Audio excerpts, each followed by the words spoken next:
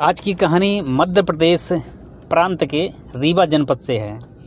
इसमें एक महिला को अपनी कामुकता के कारण, शारीरिक बनावट के कारण इस तरह का एक दंड स्वरूप मौत की सज़ा दी जाती है। सज़ा कोई और नहीं बल्कि उसका ही प्रेमी देता है।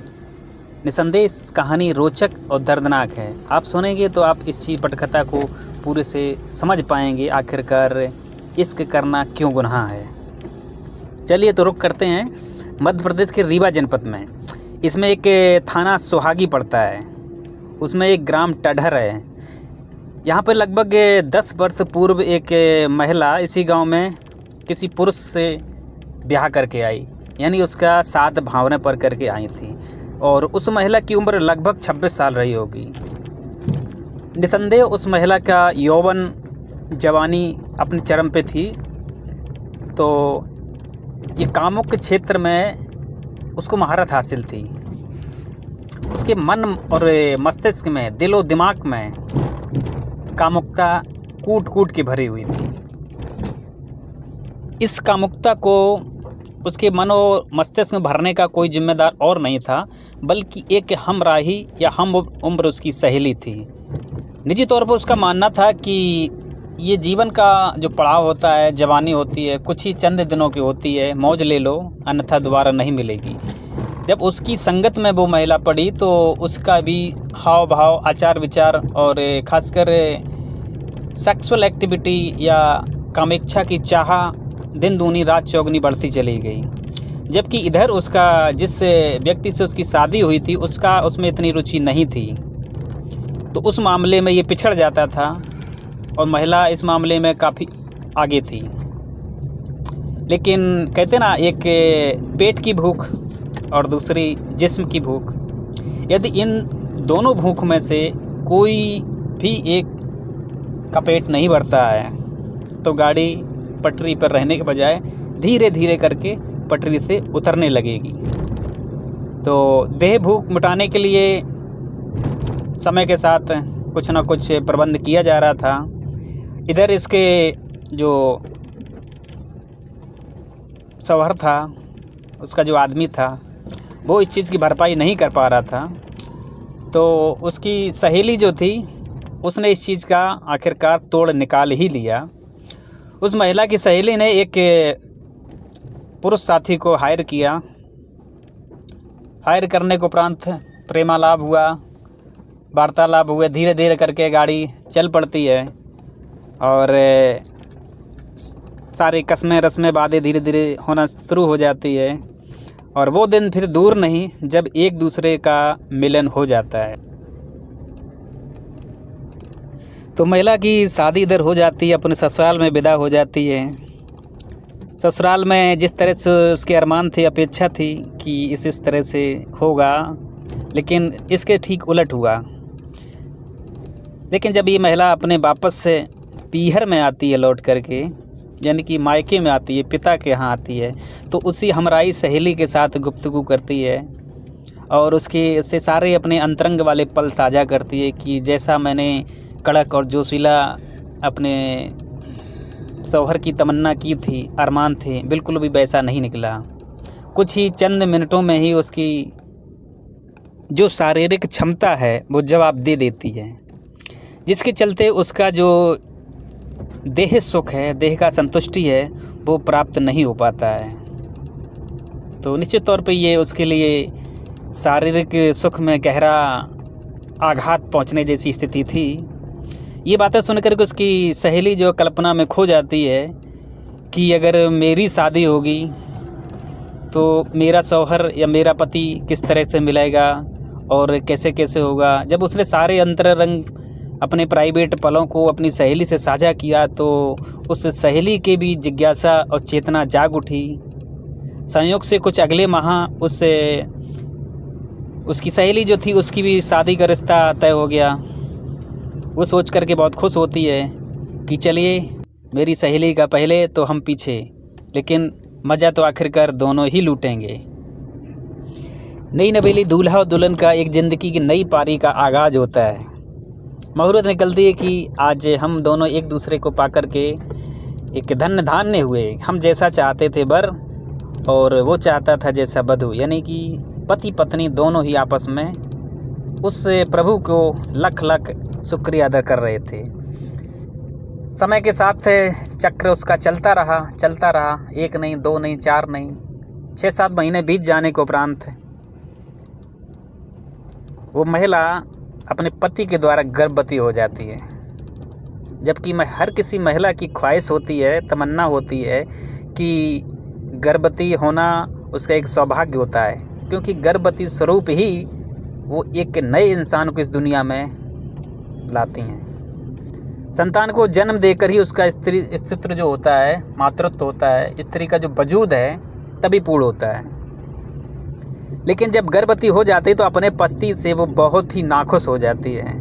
उसको शिकायत रहती है कि मौज मस्ती के दिनों में तुमने मेरी इस जवानी का, इस उम्र का सत्यानाश करके रख दिया है। बच्चा पैदा करने की इतनी क्या आपको आतुरता थी, क्या इतनी जल्दी थी? मुझे कोई इस तरह से औषधि दे दीजिए जिससे कि इस झंझट से, इस गिफ्ट से निजात मिल सके। लेकिन इस बात के लिए उसका पति पुरजोर विरोध करता है, सख्ती से मना कर देता है कि आज के अलावा इस तरह की दोबारा से आपने अपने कंठ से स्वर निकाले तो अच्छा नहीं होगा। पति और घर वालों के दबाव के चलते गर्भपात कराने की उस महिला की मंशा पूरी नहीं हो सकी, उस अरमानों में सफल नहीं हो सकी। इससे उस महिला का धारणा बन गई कि केवल जो पति होता है नाम से ही अच्छा होता है, उसमें अच्छे जैसा कोई इस तरह की चीज़ें नहीं होती हैं। वो अपनी पत्नी की कद्र नहीं करता है और भी भावनाओं की कद्र नहीं करता है। मतलब एक जो नकारात्मकता थी उसके जहन में सवार हो गई। लेकिन इधर गर्भ जब ठहर गया तो पति पत्नी में दूरियां शुरू हो गईं। वो महिला और पुरुष एक दूसरे के मनमुटाव शुरू हो गए, क्योंकि उनकी एक दूसरे के तालमेल गर्भ ठहरने की बात पे, बिंदु पे एक सहमति ना बन सकी। तो मनमुटाव होने लगा, दूरियां बनना शुरू हो गई। और इधर जब महिला को गर्भ ठहरने की बात तो उसके घर वालों को जानकारी मिलती है, यानी कि उसके सास ससुर को मिलती है, तो अपनी अपनी तरह से उसको मुफ्त की मशवरा देना शुरू हो गए। बड़े बूढ़े लोग कहते थे कि स्त्री के जब गर्भ ठहर जाता है तो उसको जो और भी निषेचन क्रिया है गर्भ ठहरने के बाद, उसमें विशेष एक सावधानी की आवश्यकता होती है, क्योंकि पुरुष जो है दोबारा इस तरह का संबंध बनाने की चाह करता है, चेष्टा करता है, तो वो अपना जोश निसंदेह खो बैठता है। तो स्त्री को ये उसका जोश अपने आप को कंट्रोल करना होता है। इस अवस्थे में यदि कुछ बल प्रयोग किया, शारीरिक बल प्रयोग किया गया, तो निश्चित तौर पे पलने वाले भ्रूण को, पलने वाले मेहमान को अच्छा खासा नुकसान होने की प्रबल संभावना होती है। उसका पति चाहता था, वो किसी भी कीमत पर नहीं चाहता था कि जो पलने वाला नया मेहमान है, मेरा अंश है, उसको किसी प्रकार की हमारे द्वारा क्षति पहुँचे। तो इसलिए वो उसे अपनी पत्नी से दूरियां बना के कायम रखना चाहता था, जबकि इधर उसकी पत्नी को ये दूरी कतई ही मंजूर नहीं थी। जैसे ही शाम हो जाया करती थी, वो पति उसका एक तरफ बिस्तर पर सो जाया करता था, लेकिन महिला उसको इधर उधर करके जबरन दबाव डालती थी। उसके शरीर को जगाने हेतु तरह तरह के अपने स्तर से प्रयास सारे किया करती थी। लेकिन पति फिर वही बार बार दुहाई देता था कि आप इस चीज़ को नहीं समझती हो, पलने वाली संतान को बहुत ज़्यादा क्षति हो सकती है। लेकिन महिला इस चीज़ की जिद किया करती थी नहीं। तब फिर मजबूरन हो करके उस पति को उसका सहयोग करना पड़ता था। लेकिन वो पूरा इस चीज़ का ख्याल रखता था कि पलने वाले मेहमान को किसी प्रकार का चोट या क्षति ना पहुँचे। जब वो होश में नहीं रहता था, लेकिन जब घर्षण बल चला, धीमा शुरुआत में चला, इसके बाद और बढ़ता गया।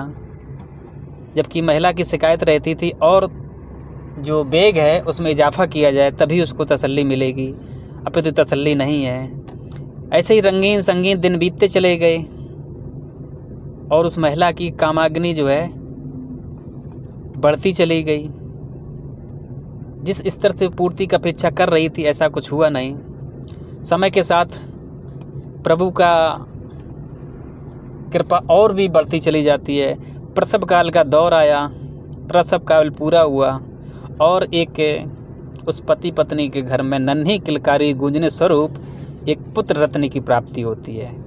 घर में उत्सव मनाया गया, सभी लोग खुश थे, गीत मंगलाचार गाए जा रहे हैं, मिठाइयाँ बांटी जा रही हैं, खाना पीना और दावत भी दिया जा रहा है और बच्चे का नामकरण रखने हेतु एक पुरोहित को बुलाया जाता है।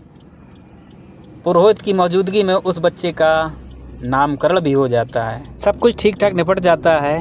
अब उसकी पत्नी एक जहरीले नागिन के स्वरूप हो जाती है, क्योंकि इतने लंबे अंतराल तक वो विषय भोग से तकरीबन व्यस्त रही है। इस चीज़ का लाभ उठाने के बाद वो पति से पुनः अपनी उस ही चाल में आने के लिए कहती है कि अब जिस मर्जी के मुताबिक आप चाहते तो वो सारा कुछ हो गया है।